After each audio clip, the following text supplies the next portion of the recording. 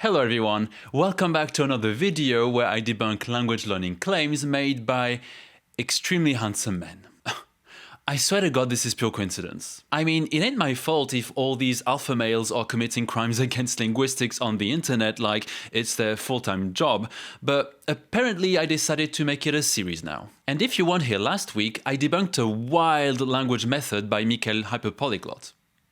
See? I told you, handsome men. But jokes aside, in this series I break down language learning claims online, look at the evidence behind them, and examine how those ideas are packaged and marketed. And today we are turning our attention to a video by Spencer, who runs the channel Fluency Formula.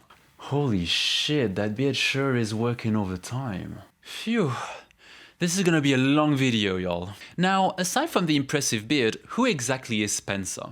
In his YouTube description, he describes himself as an ordinary guy from Toronto, Canada, who taught himself Mandarin in 182 days. I do remember Evil Deer covering one of Spencer's videos about how he learned Mandarin, and for brevity, I'll put some links down below if you want to catch up on that. But after this video, don't be ruining my engagement, please. I've got great jokes coming up. Anyway, the video we're looking at today is Spencer's most viral one, where he claims to have become fluent insanely fast thanks to what he calls a lazy method. Let's dive in. What if everything you've been taught about learning a language is completely backwards? Today, I can use Chinese to navigate complex business discussions. And I did it using a method so counterintuitive that experts might even call it lazy. Alright, so right away we get the classic YouTube hook. Everything you know about X is wrong.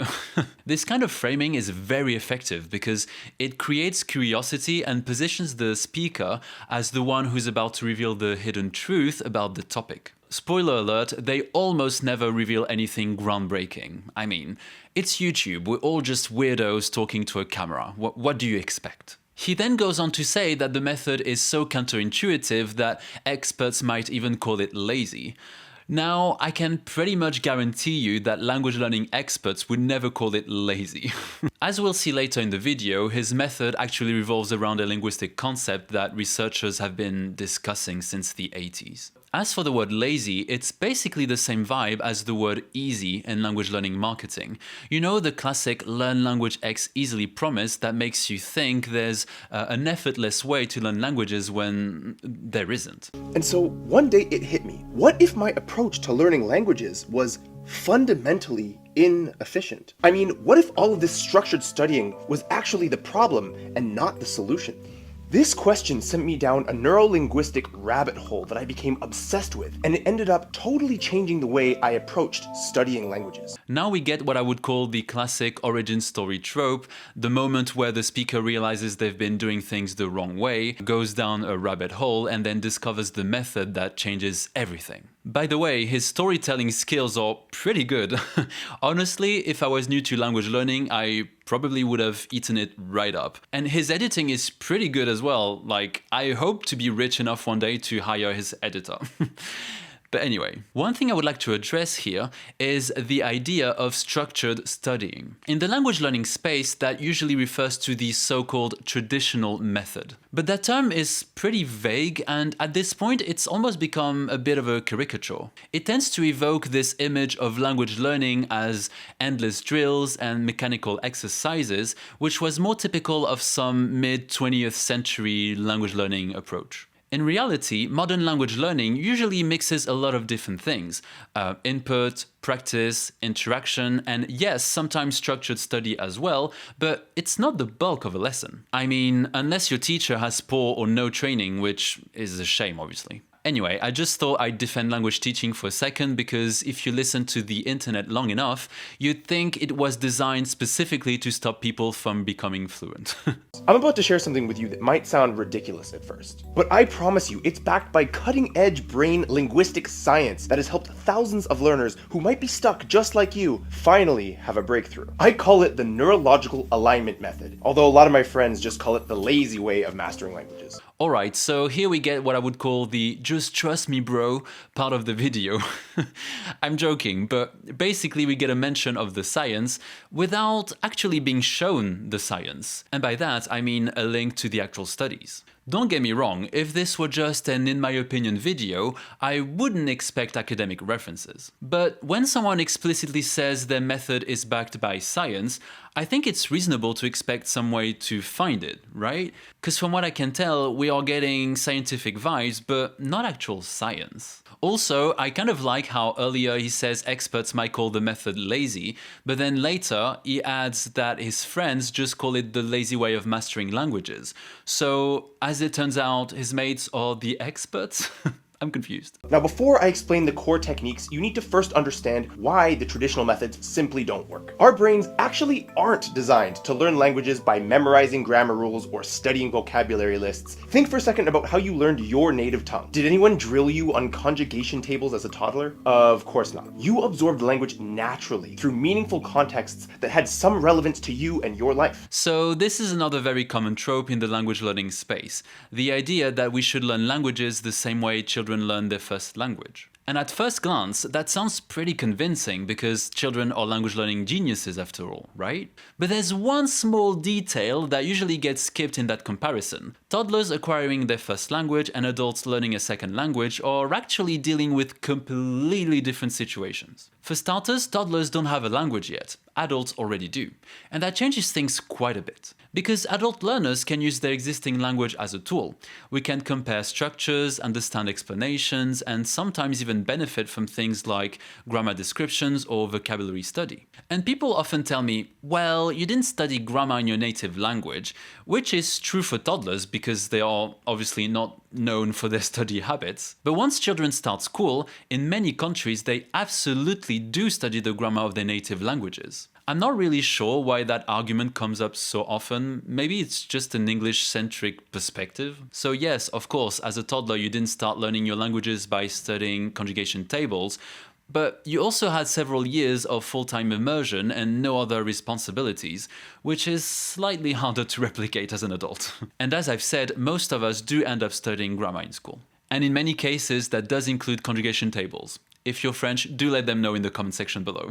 Now, neuroscience reveals that languages are stored in your memory in the procedural part of the brain. And it turns out that this is the same neurological system that helps us with riding a bike or with typing on a keyboard. Now, traditional studying methods when it comes to learning a language targets what's called declarative memory. Now, it's really great for memorizing facts or figures or something like that, but it's absolutely terrible when it comes to helping you develop an automatic skill. So this part is actually referring to real concepts from cognitive science, but the way it's presented here doesn't really reflect what the research says. He's right in saying that declarative memory is what lets you consciously remember things like facts, vocabulary, or grammar rules, and that procedural memory is more about skills that become automatic over time, like, riding a bike. And again, it's true that language does involve procedural memory, especially when you're fluent and things start to feel automatic, which, I don't know about you, is such a fascinating process in my opinion. But this is where things get a bit misleading. The way this is framed here turns it into a bit of a false choice,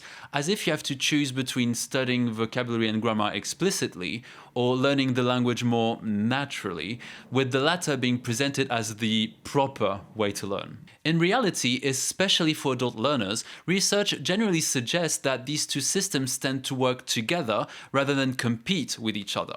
In SLA, second language acquisition, the discussion is often less about choosing one approach over the other and more about how these different learning processes interact and support each other. So it's not really a case of declarative memory bad and procedural memory good. In practice, both tend to play a role in language learning. And by the way, it's not really standard in the field to say that explicit learning should be avoided altogether. In fact, it would actually be a bit counterintuitive to deliberately rely on only one of these systems when you can make use of both. So, what's the alternative? Something so enjoyable, you're going to question whether or not it's actually effective. Something you're probably already doing every single day without truly realizing its potential. Television. Yes, really. But not just any passive watching whatever the heck happens to be on the television. This is a strategic visual approach to taking regular entertainment and transforming it into the most powerful of language acquisition tools. Now, I'm just gonna say it, this isn't about zoning out to foreign films with your native tongue subtitles on the TV. It's about creating a deliberate experience that mimics how your brain naturally acquires a language. So after all that build-up, the alternative is television. I mean, okay. Again, I'm not saying this is a bad idea.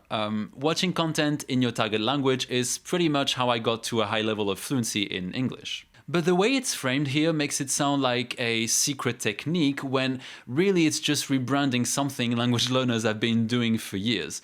He also says this mimics how your brain naturally acquires language, but that's a bit of a stretch. Because children don't learn language just by listening or watching stuff. They learn through interaction with feedback and actual communication. Otherwise, every kid with a TV would be a polyglot. And the results were astonishing. The content selection is critical and has to follow the Comprehension 80-20 rule. Start with content that you understand about 80% of, either through the visuals on the screen, the context that's provided to you, or something to do with the motions maybe that the person is using on screen. This creates the perfect zone where your brain is able to infer meaning without getting frustrated about not understanding the peripheral things. Now, this part I kind of agree with.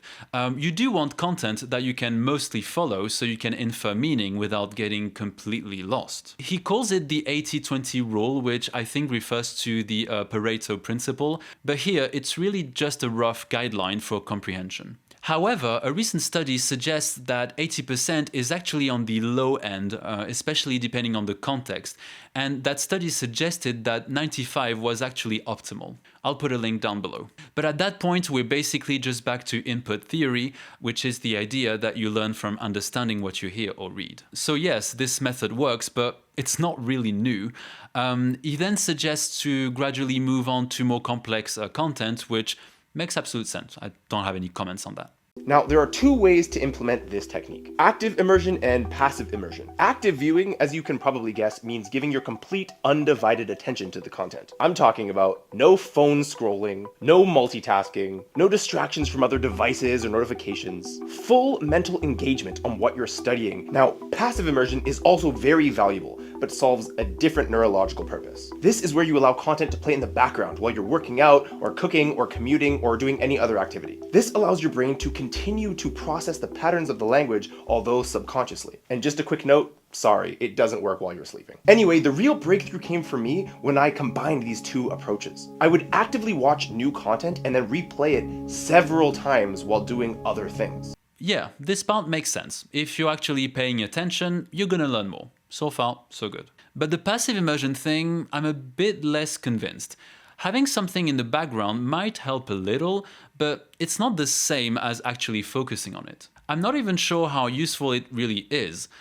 If you take something like Krashen's theory, for example, the idea is that learning happens when you understand the input. But if something is just playing in the background and you're not really paying attention, are you actually understanding anything? Now, I did look into this and I couldn't find much strong evidence for the idea that passive immersion by itself is doing that much. But if any of you know of a good study on that, please feel free to share it in the comment section below. And then combining both, like watching something and replaying it later, I mean, yeah, that can help. Repetition is useful, but calling that a breakthrough is a bit much. Now, here's where my approach becomes truly controversial. I recommend minimal speaking, that means minimal output practice, until you've accumulated about 300 or so hours of quality input time. Now, I know this flies in the face of conventional wisdom that says you need to start speaking from day one. Your brain needs to build strong recognition patterns before production becomes natural. Okay, credit where it's due, he's self-aware enough to say this is controversial. And to be fair, the idea of getting a lot of input before speaking does make some sense. But the whole 300 hours and minimal speaking thing feels a bit arbitrary. There isn't really a point where your brain suddenly becomes ready to speak. And this is actually something people debate a lot in linguistics. You've got people like Krashen who emphasize input, but then you've got other researchers like Swain who argue that speaking itself plays an important role because it helps you notice gaps and process the language. And more broadly, a lot of research also highlights the role of interaction and feedback, so I wouldn't treat this as a strict rule. It's more about finding a balance than waiting for some magic number of hours. Alright guys, that's all I've got for you today. I hope you found this useful and that you enjoyed this second episode of the Debunking series. I don't have a name yet, I'll figure it out.